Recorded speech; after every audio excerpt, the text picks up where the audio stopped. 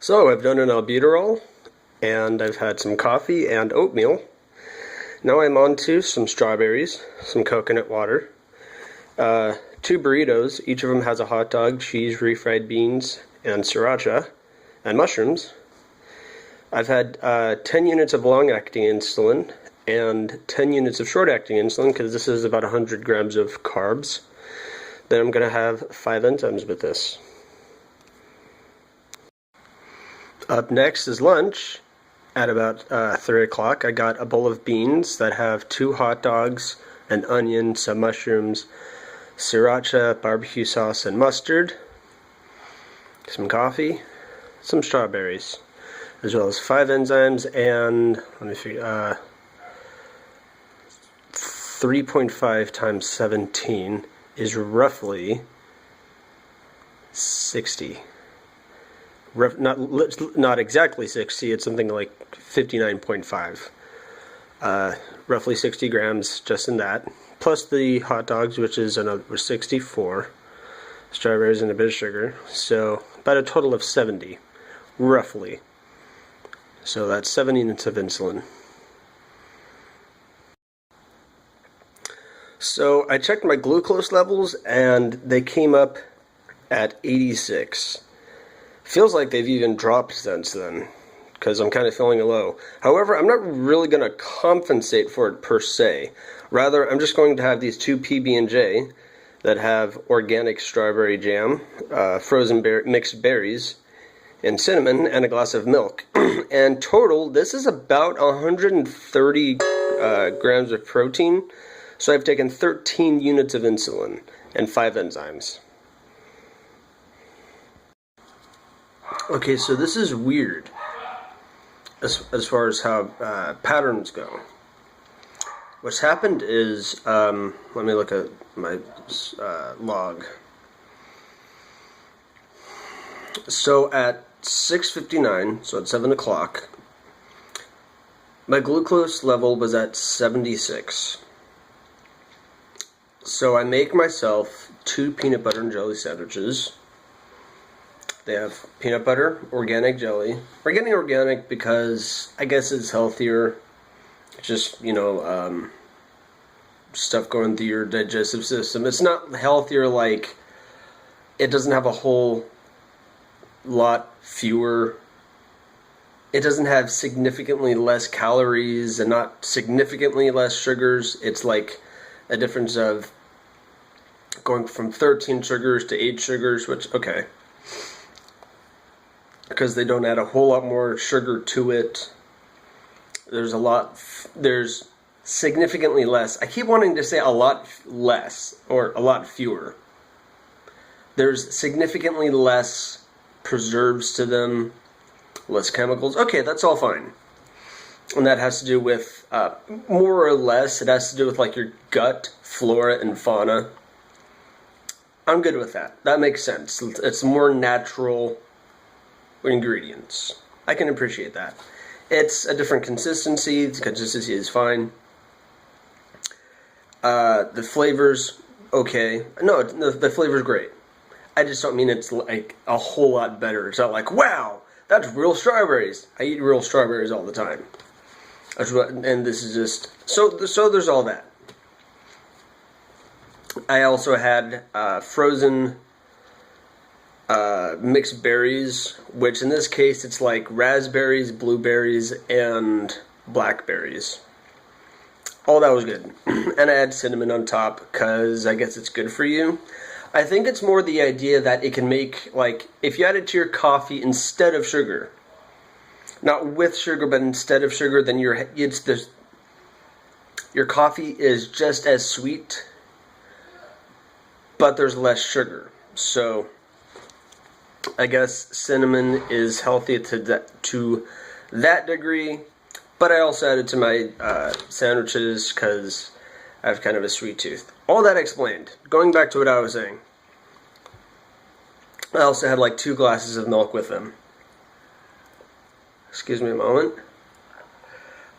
So 7 o'clock, blood sugar, my glucose levels are at 76. 7:30, and so I have 13 units of insulin, 5 enzymes in those 2 sandwiches and 2 glasses of milk. 7:35, 35 minutes later, it's at 69. I check again 2 minutes later, it's at 61. So I guess what that means is that's what it means. Is that the insulin affects my blood sugar before my diet does, because they're more complex sugars. If I had apple juice, which I didn't immediately correct for a glucose level of 76. So that it dropped within a half hour because the insulin it hit my bloodstream and affected my blood glucose before the sandwich did. So I have to wait for it went in the wrong I have to get all those funny sounds out so that the words can follow. It's like a conveyor belt. You got funny sounds, then words, then funny sounds, and you just got to go through the order. All this to say, conclusion I'm reaching here, the climax of the story I'm telling, I'm getting weird feelings in my chest. It's like, how would I describe it? It's like an indent, which is kind of a weird way to describe anything, but as far as my anatomy, it's all fine, but I'm getting a weird feeling. I don't know if it's heart arrhythmia. That would be weird. That would be bad. That wouldn't be good. No, it's just a weird feeling I'm getting here in the chest cavity, right about where the old ticker is, the pneumatic pump I'm keeping there. Pneumatic? No, is pneumatic just air? Because pneumatics also refer to, it just refers to pressure, right? Which would also be liquid pressure. Anyway, it feels weird. My blood sugar has gone down to, I guess there's a bit, it can be inaccurate to a few numbers. So it could be, if it's 61 and 69, the average is about 65, 64.5. So I guess there can be a little variation there. But, yeah, I guess that's why I correct for a low blood sugar before I have more insulin for food, because it's more complex sugars that need to be broken down first before they're introduced into the blood sugar as glucose.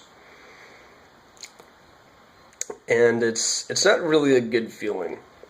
Just when I have a low, I start to sweat, and it's like hot flashes. Sort of, not hot flashes. It's like a cold sweat. That's different. Those are two different things. And I get kind of lightheaded and dizzy and a little disoriented, which is why I correct for a low glucose of about 76.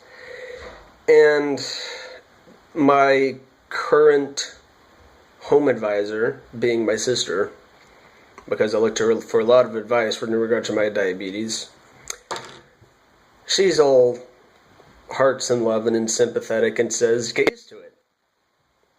Thank you. Yeah, I do sort of just have to get used to having my blood sugar below 50. And so to sort of clarify my own perspective, having spoken with my own doctors, and I do kind of take their word over my sister's because they study my case very well. I did have very good nurses and doctors when I was at UCSF. They were very attentive to my case study, looking at the numbers, looking at the history I was able to provide them with. And the advice I was given in regards to my diet and my diabetes is I should think of myself first and foremost as a CF patient, and therefore to aim for a lot of calories, a lot of fat, a lot of salt, a lot of protein, and then correct for blood sugars after that. Rather than think of myself as a diabetic patient first and then I have CF after that, my priority should be aiming for a healthy CF diet. The impression I get from my sister is that she puts her because she has both CF and diabetes as well. The impression I get generally is that she puts her diabetes first and then her high calorie needs second. It's not something she's ever said directly, but when I look at her own diet and compared it to mine, and when I listen to the advice she gives about my diet, because she does know a bit about diet, but it seems like she puts her diabetic needs first, which I don't. Because the advice I was given from my doctors is, you are a CF patient first, and then a diabetic patient second. That's the order that I put my priorities in. So I'm feeling a little better now, just having talked a bit, because I guess I give myself a few minutes to, I'm going to check my glucose levels again. But, yeah, it's not a good feeling having a low blood sugar. Just there, it felt like it had dipped lower, which it had by a few points, and it's kind of weird. I don't know if it was directly related to my pulse or blood pressure, but it wasn't a good feeling.